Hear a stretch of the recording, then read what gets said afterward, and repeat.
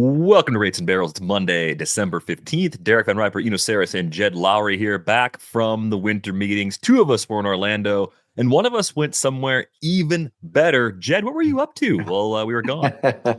I got to go to New York, and I took part in the athlete immersion program that Fanatics and Boardroom are doing. So that was kind of a two-day event, and had a blast. Met a lot of new people, a lot of great athletes, and I can say I enjoyed it more than winter meetings. What is athletes immersion? What is that?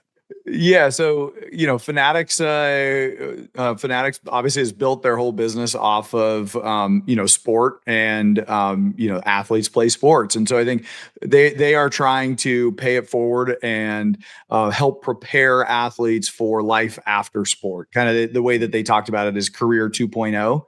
And I've had a lot of this throughout my career, and I was on the older end, let's just say, of the people in that room. The age ranges from an 18-year-old NWSL player to Jed Lowry, mostly, like on the higher end.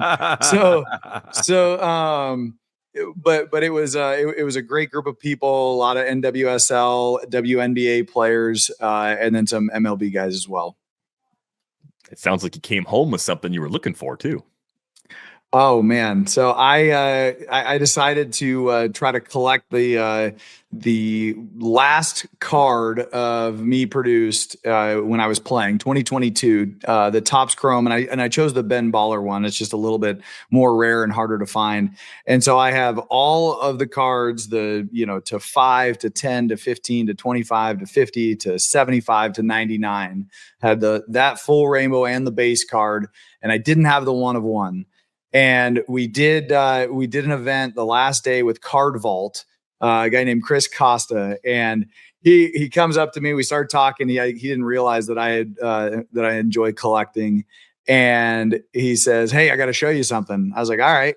And he pulls out this 1 of 1, the Superfractor from this set, and I like almost dropped it, because I've been looking for this card for like 2 years. Like, I got like eBay alerts, and I got all these things that, to notify me when it was available. And here it is in my hand in New York. Nice. You never know what you're going to find. Never know. Right? It's a weird world. It's a weird world. Could have been buried in a pack somewhere on a shelf in Oklahoma. Instead, it just shows up right in front of you at an event you were at. It's amazing. I know. All right. How was your weekend? Did you find any 1 of 1s of yourself? No, but I did find I had been missing a lot of the recitals and the stuff that the winter meetings actually just came this year for some reason, came right down during recital season. So I'd missed a couple piano and plays and stuff like that. So got to see my eldest play piano yesterday. Did well, and we had some sushi afterwards. It was fun. Hey, nice rally. Sounds like you had a good meal afterwards too. Also played maybe 8 to 10 hours of Magic this weekend. Oh, that sounds like a lot. The kids were like, "Oh, Dad's back home." So Magic time. Yeah, it was Magic time. I similarly had, so I had, my son is getting back into Rubik's Cube. So he just remembered all of the algorithms for the 3x3. So that was over the weekend. And then I came home just in time to see, I saw opening night for my daughter in a Legally Blonde production, local Legally Blonde production, the musical. And then I got to see the last show as well. And then I got to coach basketball on Sunday as well. Yeah. Nice to be home for these things, right? No doubt. I'm going to guess when they made Legally Blonde that they weren't expecting it to have a multi-generational carry. Like that's more mileage than they expected to get out of that movie originally. Maybe. I think so. All right. Yeah. On to the baseball. We have moves. A lot of things have happened since we last spoke Wednesday in Orlando. That Atlanta bullpen that we vigorously trashed 10 days or so ago is now a little bit better, right? They reunited with Raisel Iglesias, and now they've added Robert Suarez, 3 years, $45 million. And the initial reports we're seeing suggest that Robert Suarez is going to set up Raisel Iglesias, which is not good for the fantasy community because that circle of trust for closers was already relatively small if you're participating in draft and hold season. It is ugly out there. Are you buying that report? Are you buying that Raisel Iglesias is the closer all season, or do you think we'll see some kind of share or possibly a full-on job transfer, given that Suarez is there on a 3-year deal? It's closer than you might expect in terms of on the field results, in terms of strikeouts in particular, given that Suarez, sits 4 ticks higher than Iglesias. You'd expect there to be a larger gap in strikeout rate and projected strikeout rate, but still, Suarez has the superior projected strikeout rate. He has a superior velocity. I think they may start the season with Iglesias as a closer, but it's good to have this because, you want to think of the season as a whole. I think what we've seen from teams recently has been like, we may have a closer at the beginning of the season, and it may be a completely different closer at the end of the season. And so there's some of that, I think, with the Kenley Jansen sign in Detroit, where it's like, we like Will Vest. Maybe Jansen starts the season. Maybe Vest finishes the season. Maybe somebody else pops up. So I think in this case, redundancy is good. And I would expect the number of saves that Suarez gets to be higher than the number of saves Iglesias gets. I'm not sure exactly how that happens. I think that's fair. Especially in the way the game is played now, having as many high leverage arms as you can is the trick. And so where the roles start, maybe you give it to the incumbent just because to keep him happy. Suarez is obviously happy, just signing a big deal to pitch in whatever role he needs to. And so, I think moving forward, I would subscribe to Eno's theory that Suarez has more saves by the end of the year. That's where I'm leaning as well, and I have to make a really difficult choice on the clock here in the next couple of rounds. Like, how much am I willing to pay for a closer a little bit later, right? It might not be opening day unless something else changes between now and then. We're still waiting for updates on Joe Jimenez, who would be a nice addition to that back end if he's healthy again. He had another knee procedure recently. A timetable for him is supposed to come out end of this month, early January. So we'll keep an eye out on that. They got Aaron Bummer coming off an injury as well. That'd go a long way. So they're starting to put the pieces together. When we looked at them initially, they looked like the contending team with the worst core of relievers. At least now they're closer to probably an average sort of unit, maybe even tracking above that line, depending on health. Atlanta also made an addition in the outfield. Mike Yastrzemski gets 2 for 23. I was a little surprised that he got the second year and he got that much money. Good for him. I think this was weird because I thought maybe Atlanta, Jed, was going to take the approach of having one extra spot. I thought they were going to float the DH, as I always want to do when constructing a roster. They've leaned so heavily on guys like Acuna and Albies, Austin Riley, and Matt Olson that having that opportunity to maybe take some wear and tear off their legs collectively seemed important. But when you think about the way the roster's built, you add Yastrzemski, Profar was back from the suspension at the end of last season. Now they probably have a little more of a logjam for playing time, even though it adds depth to their lineup. Yeah, and Ozuna, I guess we don't know what's going to happen with him, so they do have the opportunity to have those DH at bats be spread out. And Acuna coming off coming back from another knee surgery, maybe it gives him an opportunity to get a little bit more time off his legs. So I like the signing. And to your point, 2 years, when we did our free agent thing, he was one of the guys that I thought was a good deal for, I think the projection, the big board had him at 1 and 11. I thought that was good value for 1 year. So, good for him for having the leverage to get 2 and like you said, a little bit more money. Yeah, I think he's very interesting because he doesn't really have the tools as much anymore in terms. I mean, his arm's still very good, so he can still play left field, and he still has a 97th percentile arm according to StatCast. But in terms of bat speed, he's 36th percentile. In terms of sprint speed, he's 35th, and he's always kind of been a platoon bat in San Francisco. You have Jurickson Profar too, who does switch hit, but has been, kind of a role player at times himself. I guess there's some sort of semi-platoon where Yastrazemski and I don't know, Sean Murphy are actually in a weird platoon, right? Because Drake Baldwin's a left-hander. Murphy's the right-hander. When Murphy plays and Baldwin DHs, then Profar plays left and Yastrzemski sits against lefties. Yeah. I think the pieces fit together pretty well. I think it's still more flexible than if they had kept Ozuna around. Like they can shuffle some guys defensively. You mentioned Yastrzemski's arm. They got two catchers they can play. And Murphy has to come back from a hip injury too. So he's another guy much like Jimenez. We're waiting for that next update on his timetable to get a sense of whether he's going to be impacted by that injury when the season begins. But good for Mike Yastrzemski.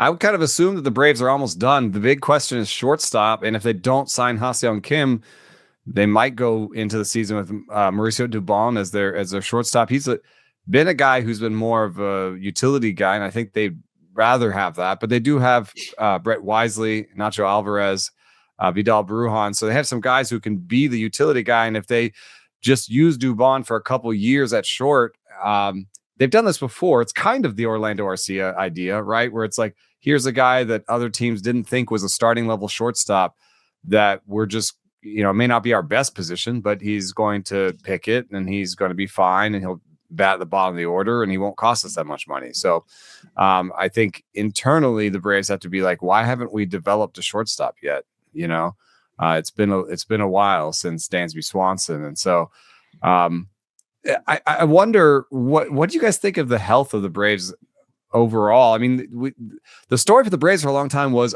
this is a team that has all these young guys under these great contracts, and they're going to be so competitive for so long. And suddenly I look up and I say, do we still feel that optimism about this team? Ozzie Albies is getting closer to the end of his contract. Austin Riley's been pretty up and down. There's some reasons to like what they're doing in pitching development with Schwellenbach and Waldrop finally making it, the Lopez conversion. But I don't know. Would you guys, where would you put, if you kind of did an organizational top 10, are the Braves in it? Are they in the top 5? Where do you see them in terms of where they are now and the kind of semi short-term future? 7 to 10 range. I mean, I think by projection, they're actually better than that. Where I'm concerned is after this window for the core starts to close, which I think it feels like there's still a solid 2 years with this group, even though I think Albies' player options run out after this year, if memory serves me right. There's still a lot there. Like bringing Baldwin in and having him as an impact catcher, having him on a different timeline than Harris, and having Harris on a different timeline than Acuna, and having Riley extended already and Olsen extended already. Like they still have a lot to like. You mentioned the pitching too. Like it's Sale, it's Schwellenbach, maybe it's a bounce back from Strider. It's a pretty healthy organization overall. It's the system that I don't think is necessarily that good. I'm looking at the system right now. And of the 15, the top 15, according to Fangraphs, all but 3 are pitchers, maybe 4. And the non-pitchers in it, there are 2 shortstops. They are due to arrive in 2030 and 2031. So they don't really have any bats that are about to come up. Now they might have a good selection of pitching that maybe they can trade from. If Didier Fuentes, turns out to be good, or maybe they can trade for bats. They've done a little bit of that in the past. They've traded with the Cardinals. They've traded with other people to kind of consolidate and get hitters. But I don't know. Yeah, and I think organizationally, they've always had the reputation of developing pitching, and so I think that's.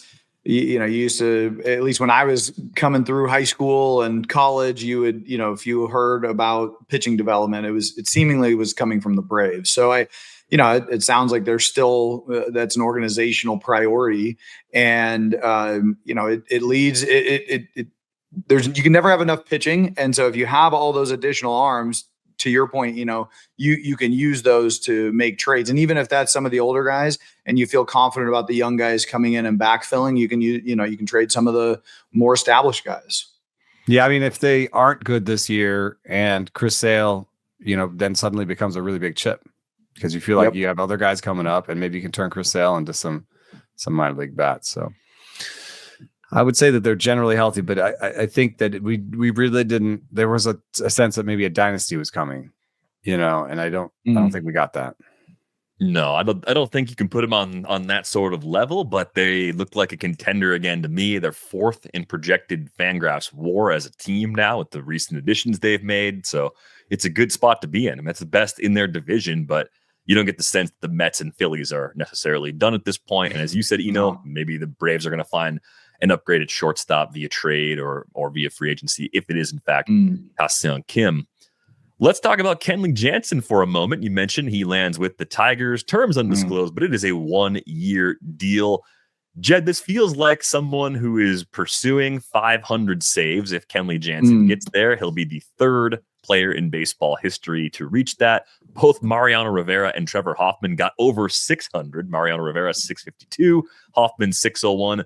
That 652 for Rivera probably stands forever. I don't know if we're going to get to a point where that record gets broken because the way teams handle the ninth inning has completely changed. We're probably not going to see locked in closers for much longer. All that is to say, do you think Kenley Jansen has enough left in the tank to get the 24 saves he needs to hit that 500 save milestone? I mean, he's still got the elite extension. He's still got a above average K rate. He's not the dominant figure he once was, but I mean, the guy pitched to a .95 whip in 62 games this year. So, I think there's something to be said about being able to execute and being able to set guys up. I mean, he is one of the best that I ever faced. That he knew he had that sense of like looking, your takes almost taught him more, and he could look and see based on the pitch that he threw and the execution of that pitch and your take and or swing, what to do next. So, a guy that has the obviously the nerve to finish games for as long as he has, still has good enough stuff. He's not going to go out there and blow guys away, but once again, like he's so effective. He's going to be in a position to get those saves. And if he has anything like he did last year in the sub 1 whip, then yeah, I think he can do it. He is the modern day Mariano in a way. I mean, I looked at pitch movement. So he had some late pitch movements in Mariano's career, and the cutter that Kenley throws is most similar. The pitch that's most similar to the cutter that Mariano threw. And over his career, Kenley has tried, adding a sinker, changing some of his pitches.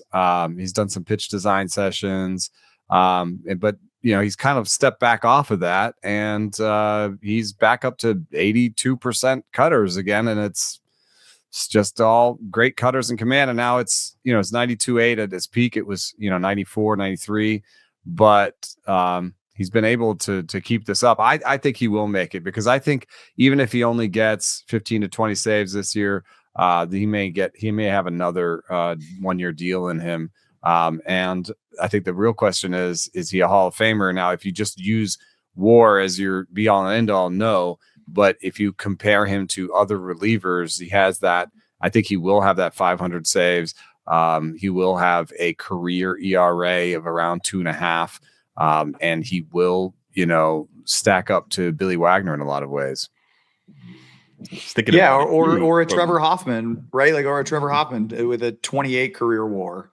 Granted, that's 600 saves, but those I think it's the WAR is, I guess, just really hard to quantify for a closer, but to have the ability to go out there for decade plus and close games at the big league level to get to 500 at this point, where we are in the game and the kind of expectation of performance, which we've hit on before. I think this is a no doubter. Yeah, you also got to factor in postseason performances too for Kenley Jansen, right? 10 different seasons in which his teams have been in the playoffs, 20 career saves with a 2.20 ERA and a .796 whip in the playoffs. Really impressive October resume for Kenley Jansen. I think Eno's right. If he doesn't get the 24 this year, assuming health, someone's going to give him a chance to get those last few that he needs next year. So probably a solid tier 2 closer from a fantasy perspective, since the Tigers probably brought him in for that exact purpose. They could mix and match everybody else, have flexibility with the rest of the pen, and just know the 9th inning goes to Kenley Jansen. I think Will Vest will still get 10 saves this year in your deep leagues. If you have him, it's not a complete wash, because we know that Detroit kind of does different things in the bullpen. So I think that Vest will be a valuable reliever this year, but he definitely took a hit with this. So let's dig into some other news. We've got a pretty active Royals team, and there's a bigger topic connected to this that we're going to get to in just a few minutes. So a few things happened. They signed Lane Thomas, which, Jed, I think you were on board with Lane Thomas as a great bounce back target. We talked about the Royals as a team seeking out multiple outfielders. They got one by signing Thomas. They got another one in a trade with Milwaukee.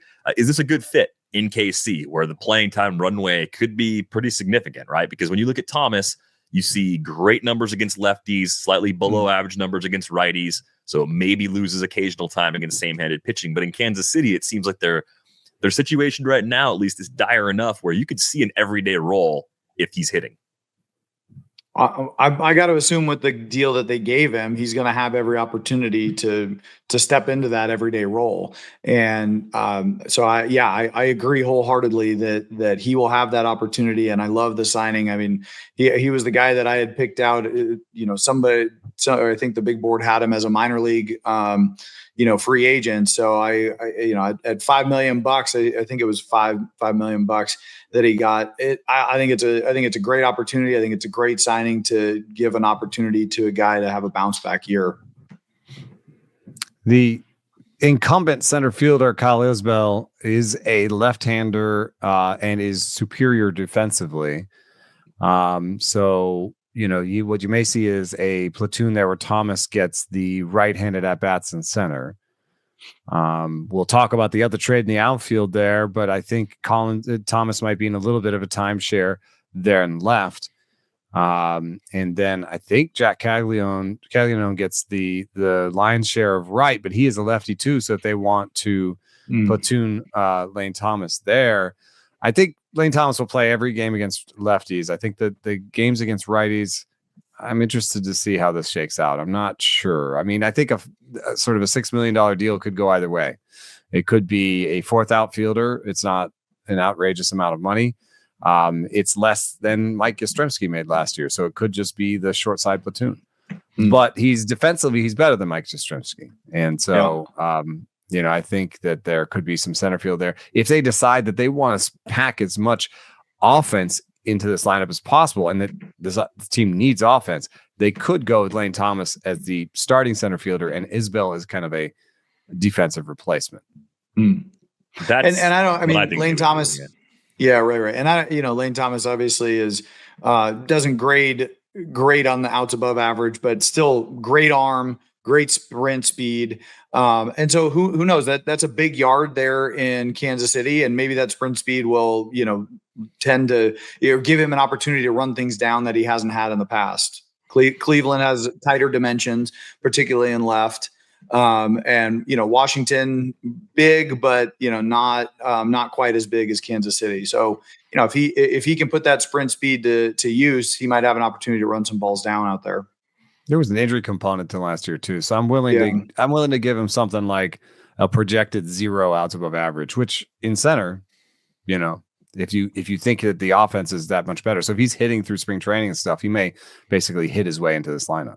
Yeah, and I think you could probably treat Lane Thomas as a fifth outfielder from fantasy perspectives. Like you could look at him and say, hey, look, it might not be enough to leave him in every single week, so my depth guys are going to play. If he does end up taking over center field, which seems possible, they've seen enough Kyle Isbell to know that the bat's probably not going to tick up another level. It's a career 78 WRC plus in 1,500 plate appearances. I think what you see is probably what you get at this point. think it makes more sense to use him as that outfielder off the bench to see if you get that bounce back season from Lane Thomas. At least give him a couple months to start the year. And if it's not working out, then start playing the platoons more, or looking for your alternatives to play a little bit more against righties. The other variable here is the trade they made with the Brewers. Isaac Collins and Nick Mears go to Kansas City. Angel Zerpa goes back the other way to Milwaukee. I'm curious. I saw a good bit of Isaac Collins. I'm curious what your impressions are of him. He faded a little bit at the end of the season, but really a good story as a Rule 5 pick that they got out of the Colorado organization. Really thrived with the opportunity for playing time. At one point, looked like a possible NL Rookie of the Year candidate, and a little bit of a down year for the NL's class of rookies. But all that is to say, like, I think his chances of carving out more playing time, much like Lane Thomas's, are better in Kansas City than they were in Milwaukee.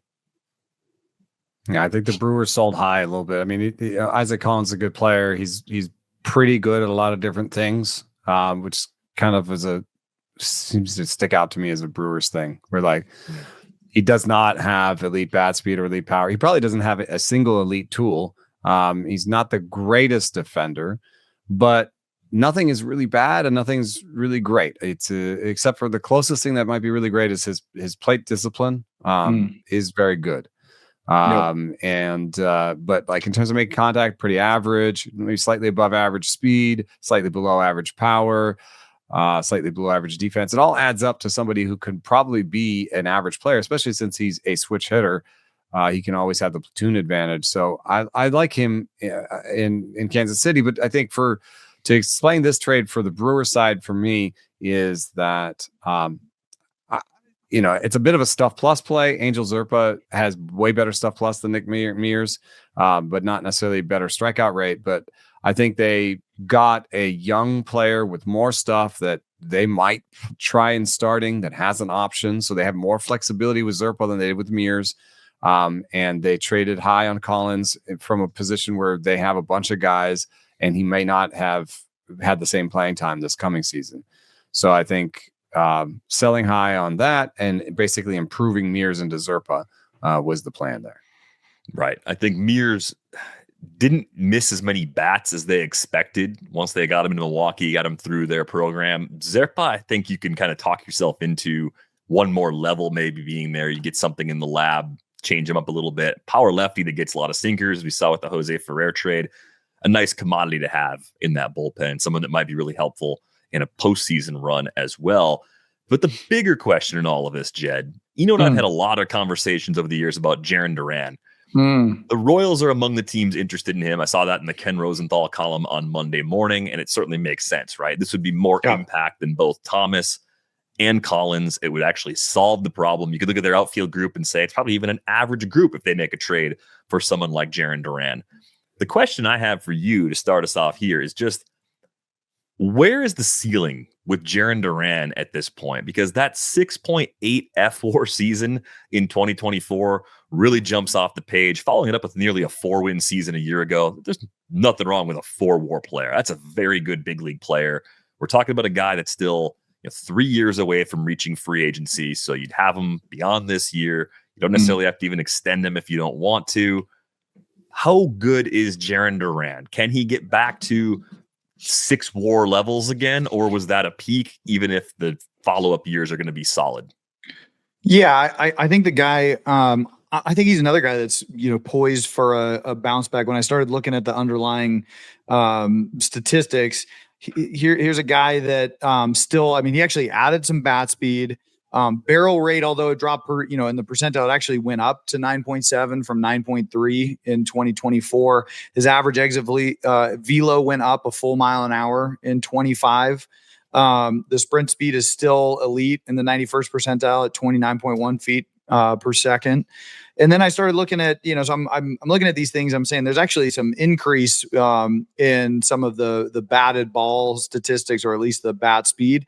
And then I look at the bat, the actual profile, and his ground ball, his error percentage went up 5% this year, and that was strictly on the fly ball and pop up. He had virtually the same line drive rate, and then he went almost 5.5% higher on the pull side, and it was almost a direct drop in the oppo, and a lot of that was really the pull in the air. He was a little bit more pull in the ground ball, and the air percentage just went up about 5%. And when I looked at his stance this year, or this year compared to last, here's a guy like he's back in the box. You can see, he's got a big stride. I mean, this is what is that? 6'2". I mean, that's like almost a 4-foot stride. I mean, he's starting in the back of the box, ending in the front with actually a pretty deep intercept point as well. So there's a lot of that forward movement in his swing. He kind of gets up on that backside and leans forward into it. That's really hard to do, to pull the ball in the air. So I think with the stance that he has, and where he is at the batted ball, the intercept point, I think a pull air is the worst approach that this guy could have. And I think that's very reflective of the drop in his numbers this year, is because he was trying to pull the ball more, and specifically in the air. And with his stance and his stride, it doesn't lead to positive results, because there's just going to be a lot of, we talked about this last time, but when you get that forward movement on that front foot, the only way to then pull the ball in the air is to the lean back, and you're going to start, lifting the ball a little bit more. And surprisingly, his tilt went down from a 29 in 2024 to a 27 in 2025. And he went from a 3-degree oppo hitter in 24 to a neutral hitter in 25. And the intercept point actually went out further by almost 2 inches in 25. So I think if he can get back to hitting honestly, there's a few more ground balls, use the elite speed, he's still going to he's still going to hit the ball in the air and hit line drives. But I want to see this guy hit these doubles and triples. And if he can, so I guess what I'm trying to say is I think he can be a much more effective player hitting doubles and triples back through the middle and the other way, especially with his stance, than trying to pull balls in the air. Yeah, there's something interesting to me in the fact that it seems like the Red Sox are shopping him. I mean, there's enough smoke here, right? We've heard this last year, and now we're hearing it again. And I don't know why they're in such a rush. I mean, you could say mathematically they're in a rush because he's a post-peak guy in terms of just, by definition, he's 28 or whatever, and the peak is 26, 27. But I think there must be something else going on here. And when I hear Jed sort of go through the different adjustments, we also looked off air at his defense, and sometimes he's bad back and sometimes he's bad to his left, and these things have gotten better and worse, but there's not like a clear trend of getting better. What I see is that he is a very toolsy guy. He's elite when it comes to sprint speed, he's elite when it comes to arm speed, he's elite when it comes to bat speed. I think they must. I mean, I'm connecting a dot here, and this is speculation, but when you have somebody who's elite at these physical traits and his performance on the field kind of fluctuates a little bit, maybe there's a frustration on the part of the Red Sox where they're saying he's not really learning the things that we want him to learn here. Like we're watching him through the learning process, and these things aren't sticking. We thought he would be a center fielder, and it turns out he's not. And we have made a little bit of progress on defense. We have unlocked some of this power, but maybe we think that there's not a lot more there. Like we're frustrated with the learning process. We're frustrated. We thought he would be improving more than he is. And so therefore we're now focused on what happens when he's not elite at sprint speed and bat speed and arm speed. Like what happens when that starts going down? Yeah, I just think that there's something there where it's weird that they keep shopping him, because it seems like a great player, and like everybody else wants him. San Diego wanted him, and now Kansas City maybe wants him. And I can see why Kansas City wants him, because you can't fit any more parts onto this outfield. You can't take another, he's a lefty or he's a righty, and like smush it in there. Like you need to either get a starter that's like replaces a situation, or like there's no like replacing it in the aggregate like anymore. They've got it up to where they can get it to with pieces. And the only thing they can do now is be like, we got a star. I I think it's a bad idea though, because if this team ever made it to the postseason, I would want to have Cole Reagans there. Well, yeah, that's the thing. So the initial talks suggested that the Red Sox want Cole Reagans back. Who wouldn't, right? I mean, he signed a 3-year, $13 million extension. He's got 2 years left on that, and then 1 arbitration year before he's a free agent. Same amount of control that you have with Duran, but even cheaper because you've locked in lower prices for those next 2 years. And I think it's harder to find a player like Reagans than it is to find a player like Jarren Duran. I think that to me is the projections would also do it. Agree with you. Now, these are projections that don't include the bat speed and the sprint speed and stuff. Like Steamer is more of a, what have you done on the field? But they say he's a 7% above league average guy next year. And that's a corner outfielder. That is more replaceable. That doesn't solve your woes if you're the Royals. I think if you were considering anything that involved Cole Reagans, you'd need a higher ceiling and younger kind of fixture for your lineup, even though you'd have Duran for a few years, because where he is on the aging curve, some of these issues we've highlighted, they just don't point to a guy that you're going to look at and say, oh yeah, we're really happy to pay full price in the last year of ARB for this guy. There's a chance he's a non-tender guy his last year of ARB, given his age and how quickly things could fall off, even though I will argue, I think he's a good player right now. 3 years isn't always kind to everybody, especially if you're in your late 20s. So it's a really interesting name on the block for sure. And he's been on the block forever, you guys. And I remember Jen McCaffrey last spring telling us they love Wilyer Abreu in Boston too. So it's almost like you can't go forward with both because of your other young guys. And if you like Willier's defense more and you think he fits the roster or the clubhouse or something else better, that could also be sort of your tiebreaker in that decision-making process. Yeah. Yeah, I agree with that. I still like I said, I think with the right batted ball profile, getting back to the approach he had in 2024, I think he's probably a better player than he was in 25. But then you start adding in, the defensive component of it. Like your leading question, DVR, was, is he an 8-7 WAR guy again? I'm not gonna bet on that. Is he a 4 WAR guy? I mean, I could see him in the 3 to 4 range for a couple more years. Yeah. And then the guy, when he hits free agency, he's gonna hit free agency late. He's gonna be a really tough player to model out for free agency purposes too. It would benefit him greatly if that defensive consistency went up, because that facet of his game could then add a lot of potential value. Jed's got to go a little bit early because we started a little bit late. So, Jed, we appreciate you joining us on this Monday. We'll look forward to catching up with you again after the holidays. Sounds good, guys. Happy holidays. All right, plenty of news to continue on with here today. I love doing the news catch-up shows. They're the best, especially on a Monday. Jorge Polanco has signed with the Mets. He gets $2 and $40. Good for Jorge Polanco. He's been through a lot, especially with those knee injuries.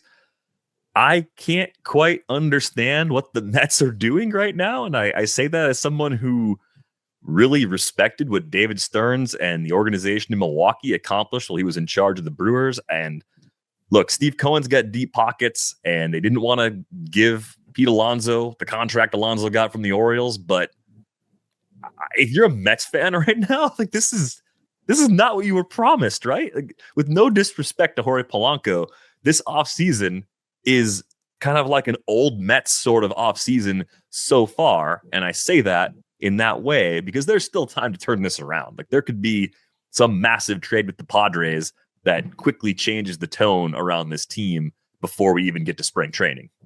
I mean, they also have an opening in the outfield right now, pretty much.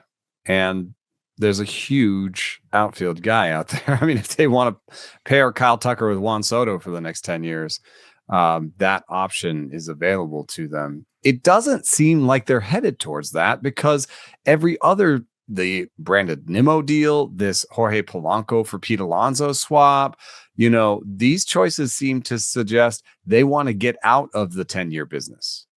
They don't like the long-term deals. They didn't want to give Pete Alonso 5 years, so they gave Jorge Polanco 2.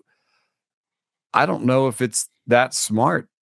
Personally, I think this is way too much money to give Polanco because even from a projection standpoint, he's not even projected to be a league average player next year. and you're giving him $20 million, which suggests you're kind of, you want to pay for around 2 wins. Now maybe I'm being facetious because, he's projected for like 1.9. So, okay. I guess on a strict dollars per WAR basis, but at 32, you'd also age him a half win. So you expect 2 wins this year and 1.5 next year. So I think you're overpaying in sort of the napkin math that we do. But also none of that includes the risk of recurring injury. We've seen Polanco hit 600 plate appearances twice in his career, right? So if some of this injury creeps back up again, and he gives, the Mets 2 wins for $40 million, whoops.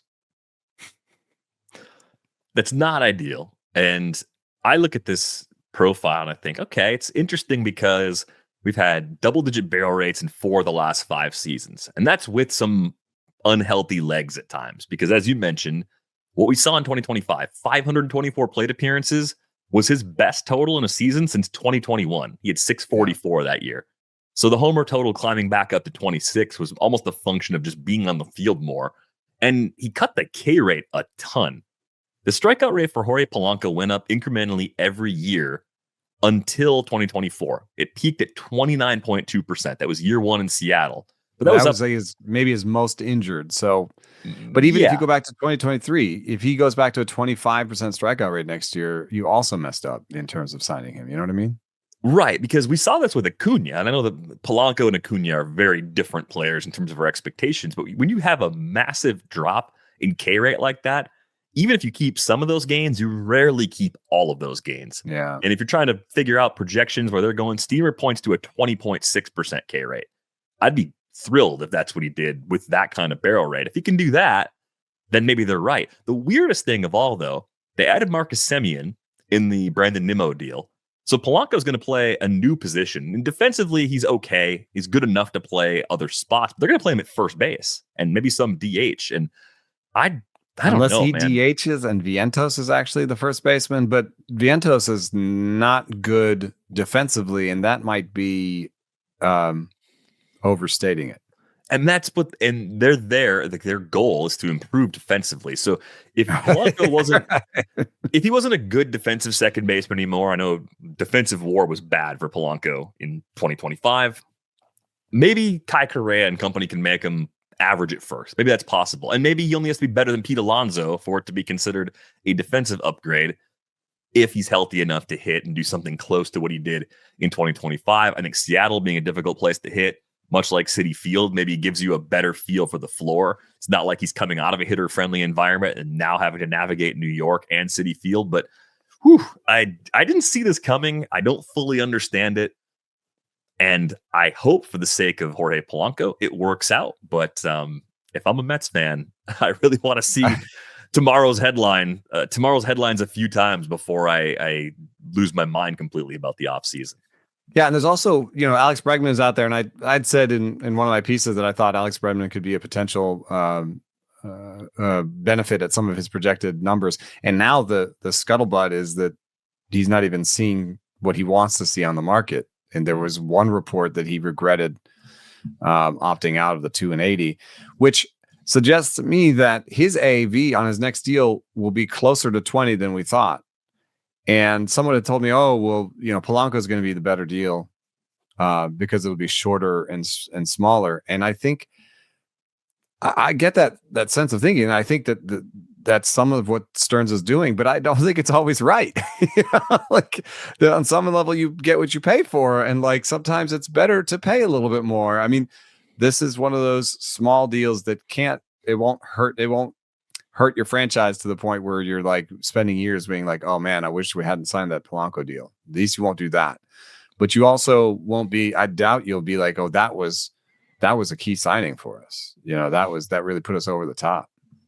Yeah. Well, to be determined, I guess, what this offseason really looks like, but not the start anyone was hoping for in New York. It really kind of feels more like a step back for the Mets, like the dreaded R word. Like, is there a rebuild happening in New York right now? Like, is that what's happening? I don't think so, but I think it hinges on this. there's a related story in the rundown. We'll just move it up a couple spots.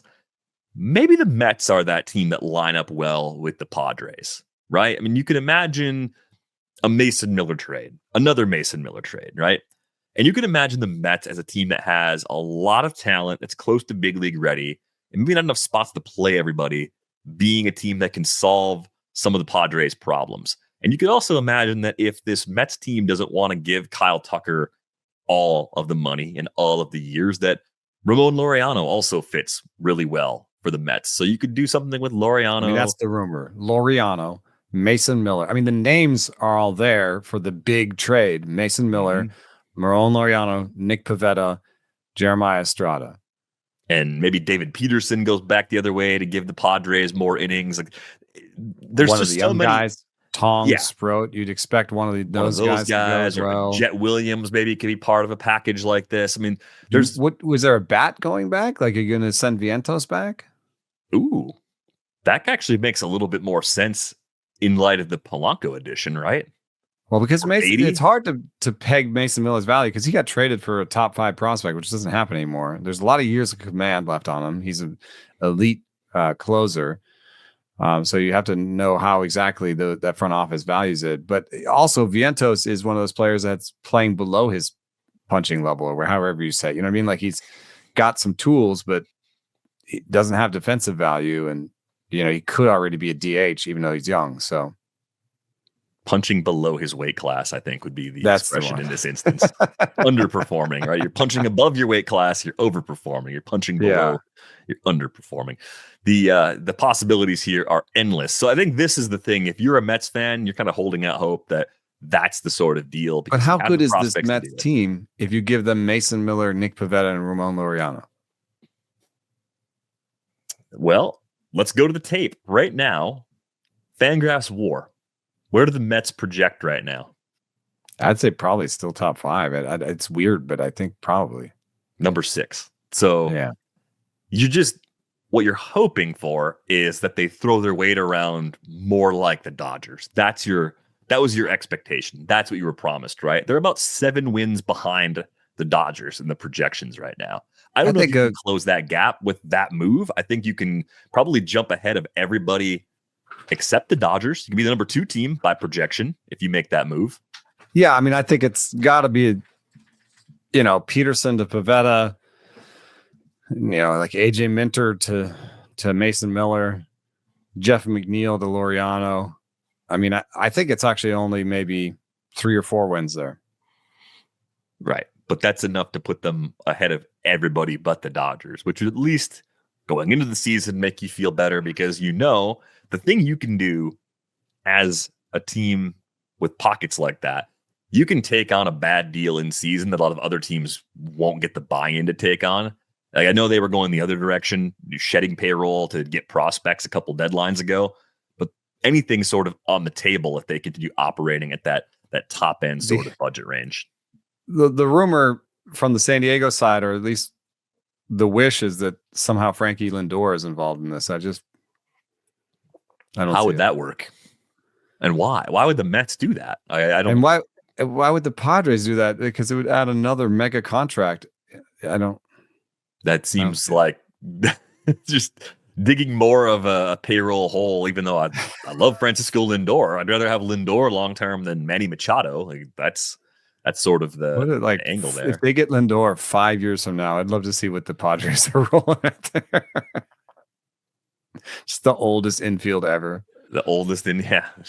They'll write some really good stories about that infield. Yeah. Back to some moves that have actually been going down. Another 2 for 40. This one is Merrill Kelly returning to Arizona, a team that desperately needs quality innings in its rotation. So a reunion here made a lot of sense, even with the addition of Kelly. Doing the back of the napkin counting, I think that's a 20th ranked rotation by WAR at the moment for Arizona. So if they're serious about remaining playoff contenders, I think there's still a lot more work to be done in that rotation, even after bringing Kelly back. That's why there are rumors of Ketel Marte for Shane Baz and Ryan Pepio. And that would solve it. Yeah, that would do it. I've had some I've seen some people, in my group chats even talking about how they wouldn't do that from the Rays side, but we in the Discord, we're trying to do some, back of the envelope math again. And I mean, the Ketel Marte contract might be the best contract in baseball. It rivals Acuna's at this point because there might be $100 million of surplus in Ketel Marte's contract. There are deferrals in there. So even if you're looking at what he's due to be paid, like it's not even that, because there's a net present value on all that. So it's somebody that, could give you a ton of value on a cheap price. I could see why the Rays in particular would be like, hey, maybe we can develop pitchers. We can't develop a Ketel Marte right now. That like who's on a contract like this. But the flip side is, if you're Arizona, you trade Ketel Marte for 2 starting pitchers, you probably have to give them some pitchers. So you might have to give them Fod or something, right? To make it even out. Your offense just took a huge hit. Right. So we say frequently on this show that the Diamondbacks have exceeded some expectations with their lineup in recent years. I mean, first in runs in 2024. They were 6th in runs in 2025. Ketel Marte is a big part of how'd they do that, right? They've had some turnover with some of the secondary cast members of that lineup. If you lose Ketel Marte, you're fully committed to Jordan Lawler having a larger role, which, hey, I'm happy about that as someone that's been trying to make that happen in my long-term leagues for a while. But there's a pretty big gap from the Ketel Marte production and the Jordan Lawler projections. And it might take some time for Jordan Lawler to get anywhere close to Marte's level of production, if he even gets close at all. I think that's still a fair question to ask at this point.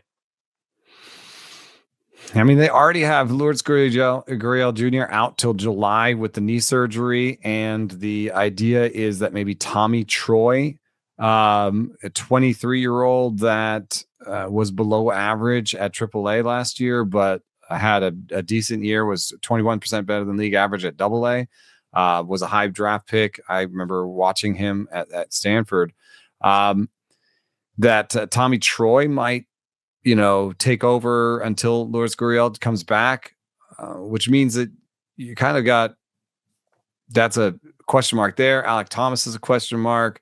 Jordan Lawler is a question mark at third, or Blaze Alexander. That's a question mark. Pavin Smith is all right, but I think he fringes on question mark. And then Del Castillo maybe as the DH, that's a bit of a question mark. So you've got question marks at 5 spots in the lineup, and you're going to trade Ketel Marte. I think that would be a signal of a larger rebuild, which I don't know if they have the stomach for. So I kind of doubt a Ketel Marte trade is going to happen. Oh, come on. That was so fun. You had me thinking about the possibility of 2 Rays pitchers ending up in Arizona, and all of us being a lot more optimistic about Arizona's pitching if they're able to pull something like that off. And then suddenly be like, they are Corbin Carroll and question marks. I like Moreno a little bit. Corbin Carroll and the question marks. Not a good band name. Yeah. You had a piece that went up on Monday.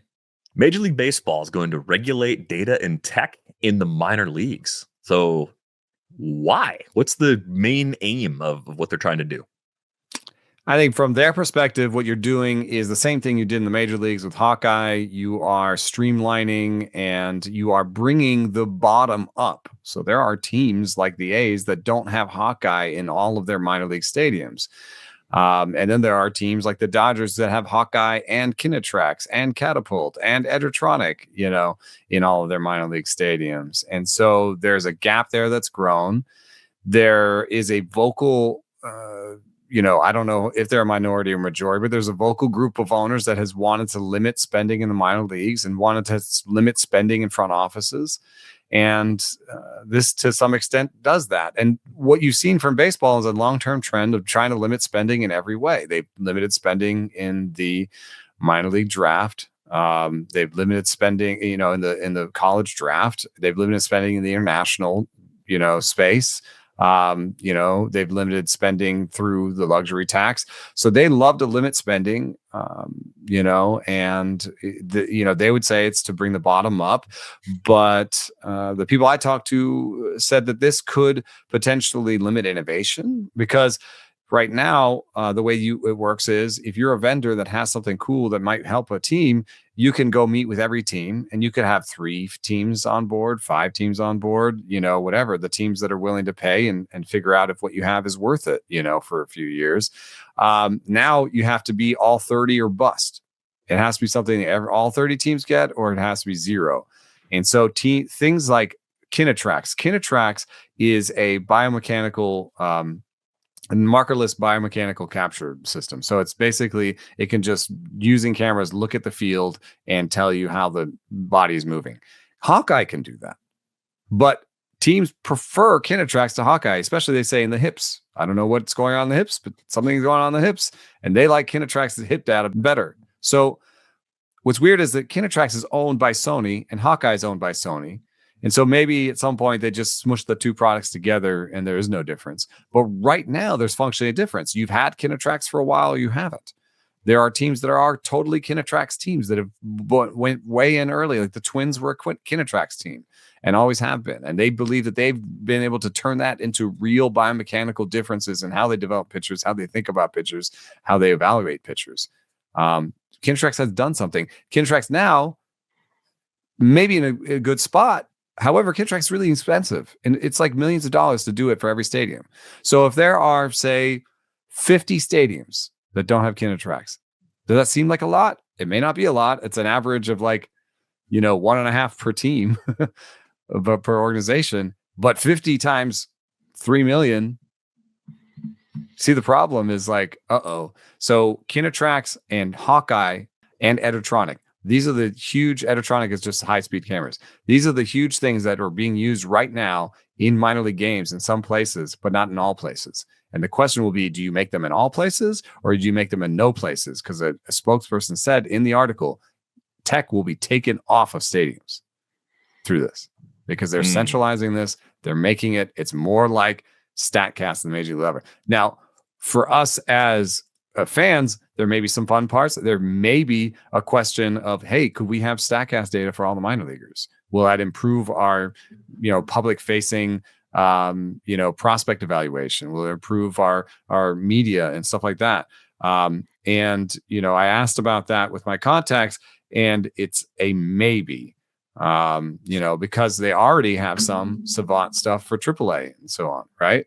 So, why not just open it up? But that's a question for the front offices to hash out with, what we are right now is in a pre-memo phase. We don't even know exactly when this is going to happen, if it's going to happen before this season. There's going to be a memo at some point that's going to outline this. But I thought it was worth breaking as news because all of the R&D people that I talk to all the time at the winter meetings were talking about this constantly. And it was a question is this anti-innovation? Is this a move towards a front office salary cap? Is this one of the steps towards a front office salary cap? What's going to happen with existing technology that teams are building processes around? Are they just going to lose that? So they were pretty upset. It was a big topic of conversation. It's in a competitive business weird because it's a non-competitive measure, right? And I don't love that. I think if you had some baseline regulations that MLB says we're going to provide these basic things in every and you can do stuff on top of that, and you can layer on top of that, and maybe I'm not a cap guy, but maybe you say at a certain point that you can only spend this much, or you can only do these things that are approved by us, or whatever. Like that, there's some regulation there. Okay, maybe we can find a hybrid. There's a vendor approval process for some things. Like, for example, bats. You have to be a MLB approved bat vendor for your bats to show up in the game. So they could say, hey, we're going to provide Hawkeye at every stadium. That's going to be the baseline. And if you want to do with another vendor, it has to be an MLB approved vendor. Could limit certain things. I do think if you try to stifle tech too much, you do leave, especially around the minor leagues. I think you have some environments that are ripe for cheating. Like you could, I think you could pretty easily set up things in minor league ballparks, and unless there's some kind of enforcement program where some auditors are going around like looking for tech and cameras and stuff that shouldn't be there, Who's going to know? They do have that person in Major League Parks. Right. And it's so like hire more people to do that. Yeah, like 2 people in a Major League Park are walking around, making sure there's not the wrong video stuff in the dugout, making sure there's nobody walking between the sort of relay room. There's stuff anti-Astro stuff, frankly. Kind of trying to make sure that stuff's going on. So yeah, it would be an incredible expenditure to have a human being at every minor league game that was employed by MLB to enforce these rules. Right, but unfortunately, minor league ballparks are filled with employees who are woefully underpaid.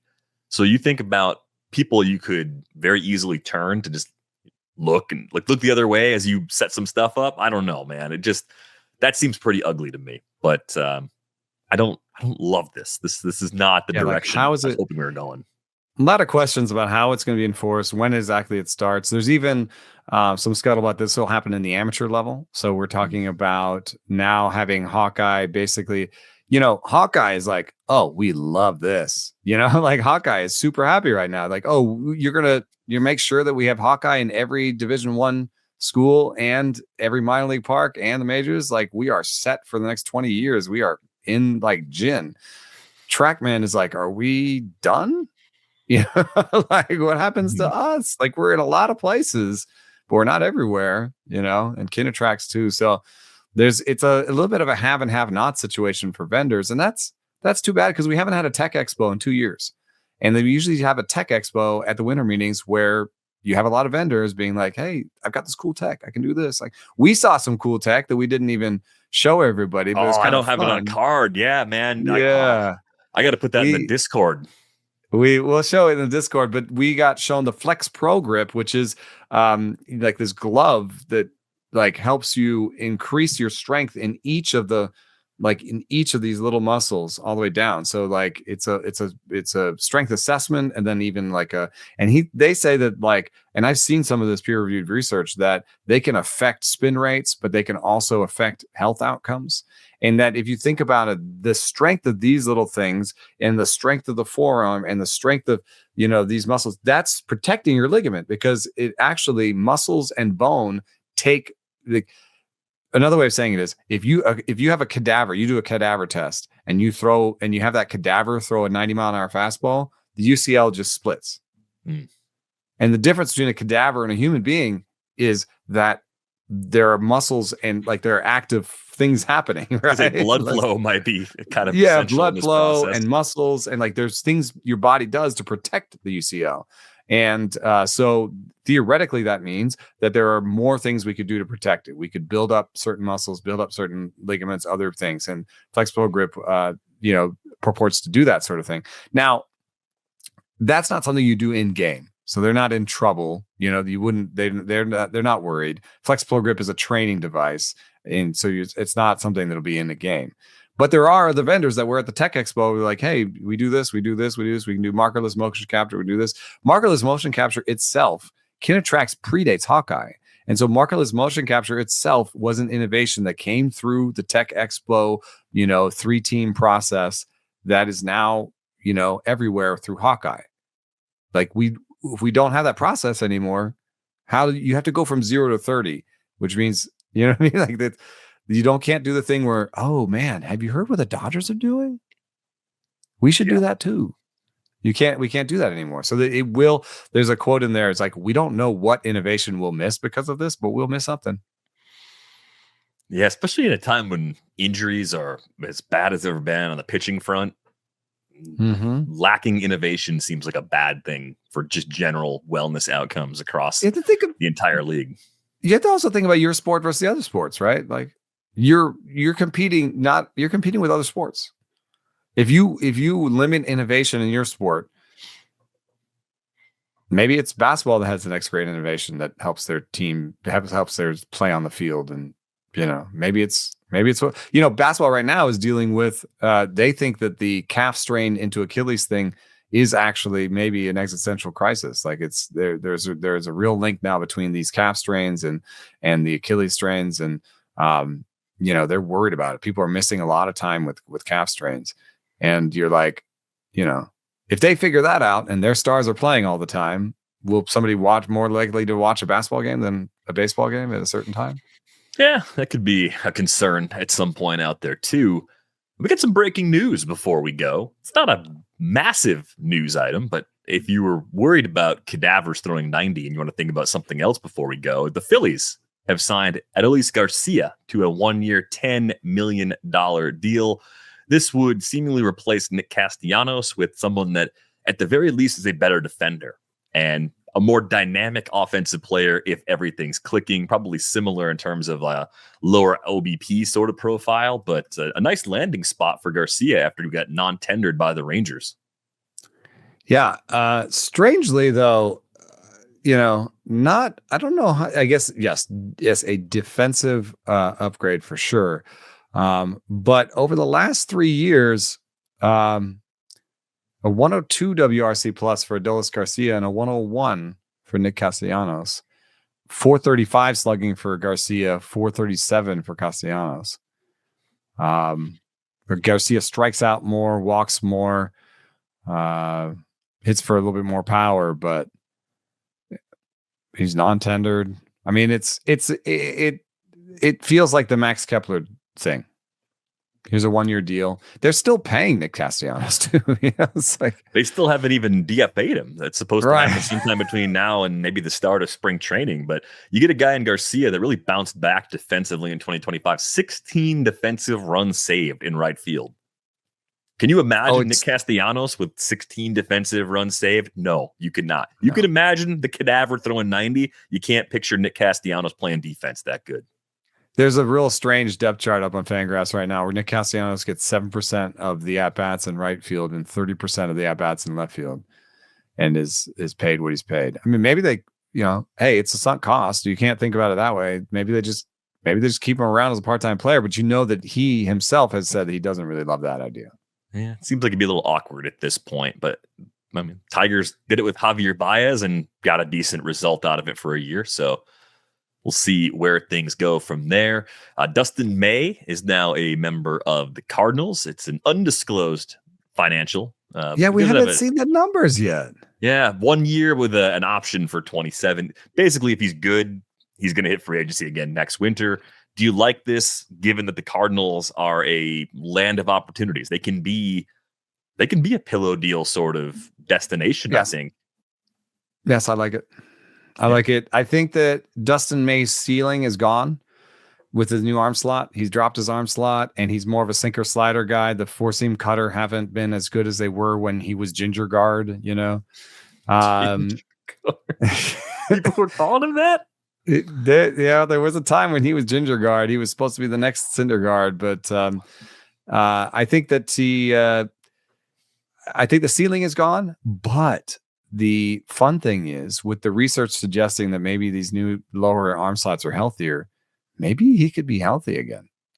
What if he was not any better than he was last year and he just pitched 140 innings? I mean, he'd have to be a little bit better. It'd be 8 more innings with a near 5 ERA and a 142 whip. I don't think that would be much. He'd have to do better. He'd have to do better. But I mean, also there's something to be said for a guy who just couldn't stay on the field, not knowing what his identity is. Now he has his identity. He's pitching in a nice park, and maybe just doing the 130 innings again, he figures some stuff out that works. I think it makes 100% sense for the Cardinals, and I actually like him in fantasy a little bit. I think he's more of a draft and hold depth piece, but I think, in most leagues, you take him at the end, and worst case scenario, you are pitching him only at home. Who do you like better, Dustin May or Andre Palante? Dustin May. Yeah. Yeah, you got to get rid of that ginger guard nickname, though. Hopefully that's fallen off. It has nothing in common with Syndergaard anymore, other than maybe being washed. Health? Yeah. It's not. It was doomed from the start. Yeah, right. Dustin May is only 28 years old. He's not going to turn 29 until September. So there's still time for him to write a few chapters. If he's healthy and he just pitches 150 innings this year, I kind of doubt it's going to be a 5 ERA again. I think he'll figure some stuff out. Well, and I think we'd also be at the point where you get through the first half. If things aren't going well, even there, they might say, what do you look like as a reliever at this stage of your career? Because that might actually be a path for him to get traded and be more valuable to somebody else. The Cardinals. He would dominate righties out of the pen at 97, that sinker slider, I think. No, but I like that he's getting one more shot, at least one more shot as a starter in St. Louis. That seems like a pretty savvy addition given their needs in that rotation. Tyler Rogers joins the Blue Jays, 3 years, $37 million, getting paid by Rogers in the process. Good for him, man. When you come through the minor leagues with funk like that, and you carve out a big league career as long as he has, and you stick around long enough to get a 3-year deal in free agency, that is a fantastic outcome. Yeah. And you can see which projections have stuff in them and which don't, because Steamer says a 4.06 ERA projection because he has a 16% walk rate. But the oopsie projections that I'm looking at that aren't fully updated yet, but they include a 3.36 ERA. And a 19% strikeout rate. So he is a stuff plus play if there ever was one, because nobody is paying $37 million for a guy who struck out 16% of the guys he saw last year in relief. But I love him. I don't think he's a good closer material because of that strikeout rate. I think you do want to be able to clean up a messy situation sometimes with just a strikeout or two, and he's not going to be that guy. Think about like Edwin Diaz, where sometimes he'll walk a guy, give up a hit, and the bases are loaded. You know, I saw some tweet where it's like the bases are loaded and he strikes the next 3 guys out. The Edwin Diaz experience. Yeah. Rogers can't, if he gets in that situation, it's trouble and you need another reliever. So I think he's the ideal setup guy, though. He's the ideal guy to come on if there's guys on base, because he gets the most uncomfortable swings. And I also just love that, you know, his slider rises and his fastball drops. So he has a 75-mile-an-hour slider that rises and an 85-mile-an-hour sinker that drops, and it kind of looks like a slider because everything when you throw down there is upside down. And he throws the slider up and into lefties, you know, and then the sinker down and away.